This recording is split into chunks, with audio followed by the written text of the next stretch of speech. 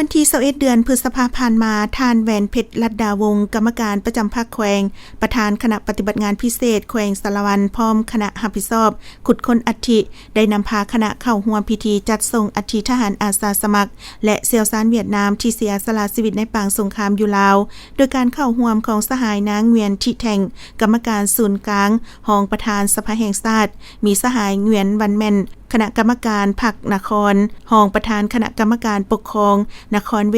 หัวหน้าคณะซีนำ515สาธารณรัฐสังคมนิยมเวียดนามมีผู้ต่างหน้าบรรดาองค์การกองบัญชาการทหารแขวงสารวันเซกองพร้อมด้วยพนักงานวิชาการที่เกี่ยวข้องทั้ง2ฝ่ายเข้าร่วมในการปฏิบัติหน้าที่ขุดค้นอัฐิทหารอาสาสมัครและเซียวซานเวียดนามที่เสียสละชีวิตในปางสงครามอยู่ลาวและดูแลงศกปี